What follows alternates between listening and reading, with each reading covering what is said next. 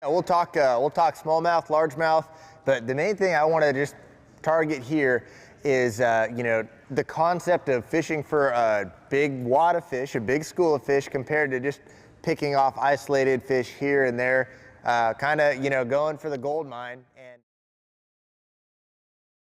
for me, anyways, targeting schooling fish is it's almost an addiction, and it's something that can be really, really awesome.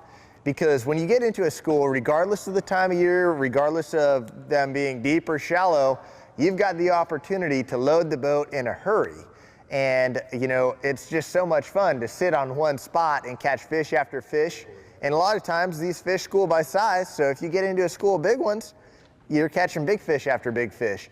And you can't go after schooling fish everywhere you go, but living up here, I could see how you would have a lot of opportunities to do it.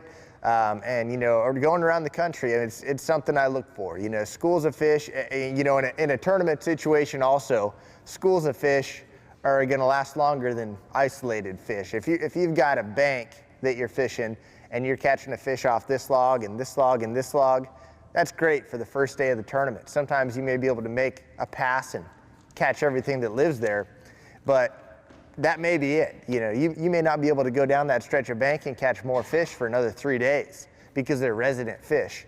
Schooling fish, to me, are kind of the year where you're not going to find as many fish actually schooling because they're doing the spawning deal. So a lot of times when they're spawning, they're by themselves, paired up, getting ready to spawn, spawning, just getting done spawning. They'll start to school up again late post-spawn. But, honestly, the winter, they school deep. The summer, they school deep and shallow, and the fall, they school deep and shallow.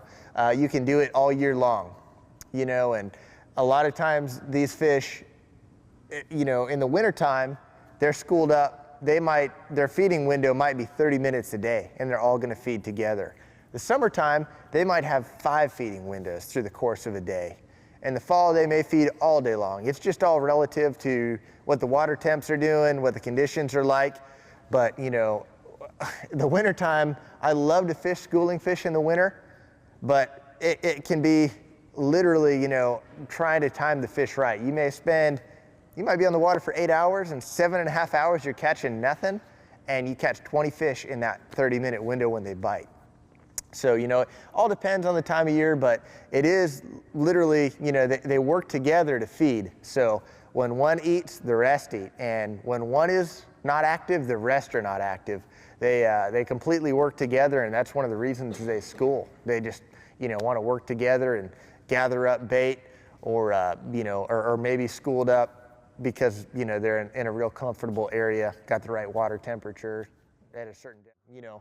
With that being said, be prepared for it.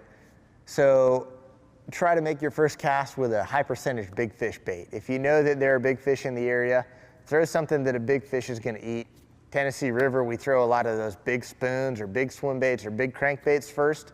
Up here, it might be a swim bait or even a drop shot. Even though a drop shot isn't known worldwide as a big fish bait, it is up here for smallies. So, something that you think you can also get the fish in the boat on, if you can avoid, maybe on these smallmouth especially, if you think that fish is going to eat either a crankbait, a drop shot, or a swim bait just as good, well, maybe try to catch them on the single hook first. The drop shot or the swim bait, you've got a better chance of landing it over the treble hooks. You're bound to lose more fish on a crankbait.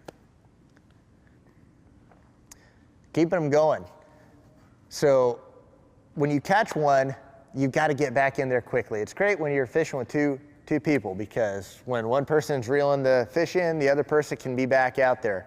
If you're by yourself, you've got to get that bait back into the school, throw that thing in the live well. A lot of times what I'll do is, as soon as if I know I'm fishing for schooling fish and I hook up, before I even get this thing reeled in, once I know I've got that fish hooked well, I bend down, mark a waypoint, or kick a buoy into the water, because you want to be able to, as soon as possible, as soon as that fish is boated, replicate the exact cast at the exact angle and put that thing, and put that bait back in the strike zone. If you are 20 feet off, or maybe come from a different angle, it literally could make all the difference in the world. So being able to kick that buoy over or mark that waypoint extremely critical.